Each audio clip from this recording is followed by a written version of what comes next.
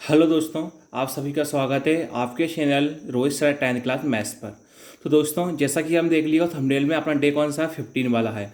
तो दोस्तों, अगर आपने डे 1 से के डे 14 तक आपने मेरी वीडियो नहीं देखी हो तो मैं आप सभी को डिस्क्रिप्शन लिंक में प्ले लिस्ट की लिंक दे दूंगा।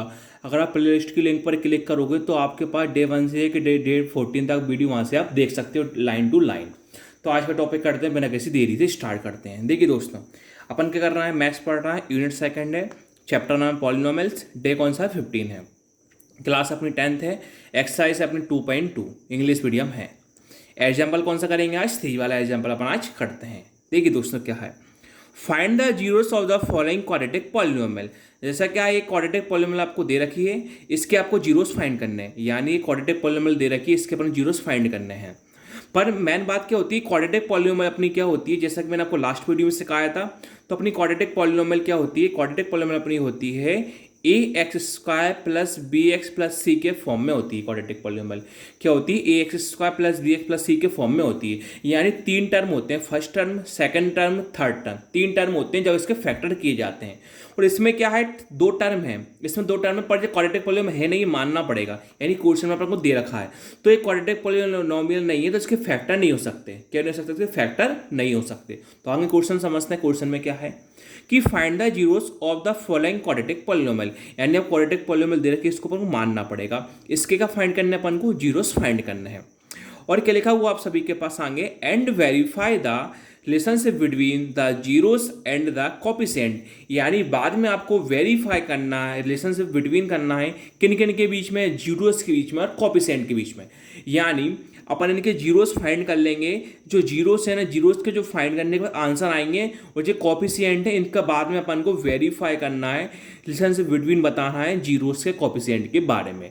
तो बच्चों, अभी सबसे पहले अपना काम क्या है, find the zeros of the following quadratic polynomial, यानी अपन क्वाड्रेटिक पॉलिनोमियल दे रखी है, इसके जीरोस पर फाइंड करते हैं, फिर बाद में अपन इसके वेरीफाई भी करते हैं। देखिए एग्जाम्पल कौन सा, थर्ड वाला।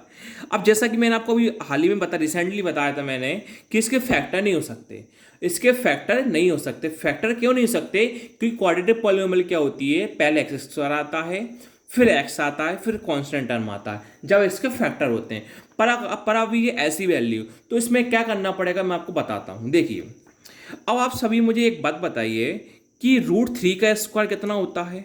आप सभी जानते हो √3 का स्क्वायर, √3 का स्क्वायर 3 होता है। आप कहो सर कैसे होता है, देखिए √3 का स्क्वायर, आप सभी ये तो जानते होगे ना, जो वैल्यू होती है, जो वैल्यू होती है इसका स्क्वायर, मतलब इसको 2 बार लिखा जाता है। तो √3 को अपन कितनी बार लिखेंगे, 2 बार लिखेंगे, क्योंकि स्क्वायर है तो कितनी बार लिखेंगे, इसको 2 बार लिखेंगे।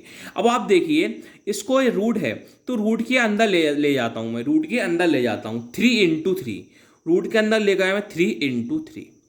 अब जी किसका साइन इंडिकेट करता है, स्क्वायर का करता है। तो अब सभी जानते हो स्क्वायर में कितने के जोड़े बनते हैं, 2 के जोड़े बनते हैं। स्क्वायर में कितने के जोड़े बनते हैं, 2 के जोड़े बनते हैं। तो 2 का जोड़ा बनकर कितना बाहर आएगा, 3 बाहर आएगा। तो इसलिए बच्चों √3 का स्क्वायर कितना होता है, 3 होता है। अब आप देखिए आगे क्या होगा, मैंने एक्स स्क्वायर लिख दिया, माइनस का लिख दिया। अब आप मुझे बताइए जो 3 है, तो 3 की जगह मैं √3 का स्क्वायर लिख सकता हूँ, लिख सकता, हाँ सर लिख सकते हो, क्योंकि 3 इक्वल टू √3 का स्क्वायर, यानी √3 का स्क्वायर इक्वल टू 3, ये दोनों आपस में क्या है, बराबर है। √3 का स्क्वायर इक्वल टू 3, दोनों आपस में क्या है, बराबर है। तो मैं 3 की एक क्या लिख सकता हूँ, √3 का स्क्वायर, जो 3 है ना, 3 एक क्या लिख सकता हूँ, √3 का स्क्वायर। तो मैंने लिख दिया यहाँ से √3 का स्क्वायर। अब देखिए बच्चों आगे, जो एक्स पे स्क्वायर, इसको मैं ऐसा भी कर सकता हूँ, एक्स पे स्क्वायर लगा दिया माइनस √3 का स्क्वायर लगा दिया, नॉर्मल सिंपल से भी आप सभी जानते होंगे। अब आप देखिए आगे, अब आपको एक फॉर्मूला याद आ रहा हो कुछ, सर कैसा फॉर्मूला याद आ रहा हो, देखिए ए का स्क्वायर माइनस बी का स्क्वायर, ए का स्क्वायर माइनस बी का स्क्वायर, मैं साइड में शो कर देता हूं।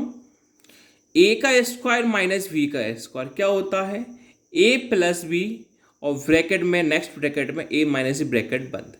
यानी अपना फॉर्मूला क्या हो जाता है, ए इसका बी इसका फॉर्मूला होता है अपना ए प्लस बी और ए माइनस बी। तो यहां से अपन ए की वैल्यू कितने मान लेंगे, एक्स मान लेंगे, और बी की वैल्यू कितनी मान लेंगे, √3 मान लेंगे। तो इस वैल्यू में फॉर्मूले में पुट करते हैं। यानी दोस्तों क्या होता है, ए का स्क्वायर माइनस बी का इसका फॉर्मूला क्या होता है, ए प्लस बी ए माइनस बी। तो ए की वैल्यू कितनी हुई, सिर्फ एक्स होगी, एक्स स्क्वायर नहीं हुआ, क्योंकि स्क्वायर तो वाला फॉर्मूला अपन लगा ही रहे हैं, इसका वाला फॉर्मूला तो अपन लगा ही रहे हैं। तो ए की वैल्यू कितनी हो जाएगी, एक्स होगी, और बी की वैल्यू कितनी होगी, √3। इस फॉर्मूले में अपन इसको रख देंगे। अब देखिए आगे कैसे रखेंगे अपन। अब पहले क्या आ रहा है, ए आ रहा है, तो ए की वैल्यू कितनी है आपके पास, ए कितना माना अपन एक्स माना तो अपन एक्स रख दिया, प्लस का प्लस। वी है, वी कितना माना अपन √3 माना अपन ने कितना रख दिया, √3 लिख दिया। उसके नेक्स्ट ब्रैकेट में ए कितना माना अपन ने एक्स माना तो एक्स मान लिया अपन ने, वही क्या वही माइनस का माइनस। फिर नेक्स्ट वही वी कितना माना अपन √3 तो अपन ने कितना लग दिया √3। अपना इतना काम तो हो गया। अब आपसे बोला क्या गया था, आपसे ऐसा बोला गया था कि सर कि find the zeros of the following quadratic polynomial, यानी क्वाड्रेटिक पॉलिनोमियल के जीरोस फाइंड किए। तो अपन ने इसका इतना काम तो कर दिया, इसके क्या फाइंड करने, जीरोस फाइंड करने। तो आपको जीरोस फाइंड करना तो आपको एक लाइन लिखना पड़ेगा, सो द वैल्यू ऑफ, जो भी आपका क्वेश्चन है, क्वेश्चन क्या है आपका, x² - 3 will be 0, will be क्या है आपके पास 0, यानी हम आगे इसको 0 रख सकते हैं। अब देखिए क्या करेंगे, x + 3 = 0 ले जाएंगे और x - √3 = 0 ले जाएंगे। तो x + √3 = में क्या हुआ 0 कॉमा लगाया, और x - √3 = में क्या हुआ है 0 कॉमा लगाया, क्योंकि अपन ने यही तो लाइन लिखी कि जीरोस फाइंड करना था ना, तो इसके इक्वल में 0 ले गए अपन और इसके इक्वल में भी 0 ले गए। अब आपको वैल्यू किसकी निकालनी है, x की निकाली, यानी जो वेरिएबल होता है उसकी वैल्यू निकाली जाती। तो यहाँ वेरिएबल क्या अपने पास x वेरिएबल, किसकी वैल्यू निकालेंगे अपन x की। तो x = अब सभी को पता है प्लस का √3 है, तो इक्वल टू प्लस का √3 किसके पहुंच जाता है, वो माइनस का √3 पहुंच गया। ऐसा आपकी बात सही है।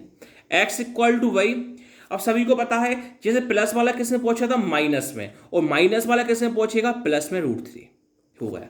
सर अपना पहला काम हो गया कि आपने find the zeros of the following quadratic polynomial find करना था। तो अपने जीरोस फाइंड हो गए, जीरोस के फाइंड हो गए, माइनस के √3 और x = √3 अपने आ गए। अब सेकंड काम आपसे क्या बोला गया था, and verify the relationship between the zeros and the coefficient, यानी आपको वेरीफाई करना है, रिलेशनशिप बताना, किन किन के बारे में बताना है, जीरोस का कोएफिशिएंट का, यानी जो आपके जीरोस के जो आंसर आए इन दोनों के आंसर, इन कोएफिशिएंट का रिलेशनशिप आपको निकालना है। जो जीरोस आए इनका रिलेशनशिप आपको निकालना है। तो कैसे निकालेंगे देखिए मैं आपको बताता हूं। सबसे पहले आपको लिखना पड़ेगा, इसमें निकालना पड़ता है sum of the zero product of the zeros. Now अपन ने क्या लिखा बच्चों, नाउ अब आपको क्या निकालना पड़ेगा, सम ऑफ द जीरोस और प्रोडक्ट ऑफ द जीरोस। तो अपन ने निकाला सम ऑफ द जीरोस, और अपन एक को निकालते हैं प्रोडक्ट ऑफ द जीरोस।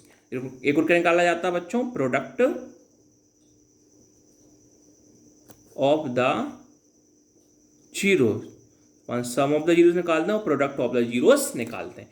अब देखिए सभी जानते हो सम मतलब क्या होता है, प्लस, नॉर्मल सी बात है। प्रोडक्ट मतलब के इनटू होता है, नॉर्मल सी बात है। अब देखिए अपन sum of the zero product of the zeros कैसे निकालते हैं, फिर इसको वेरीफाई कैसे करते हैं, देखिए आगे की वीडियो में।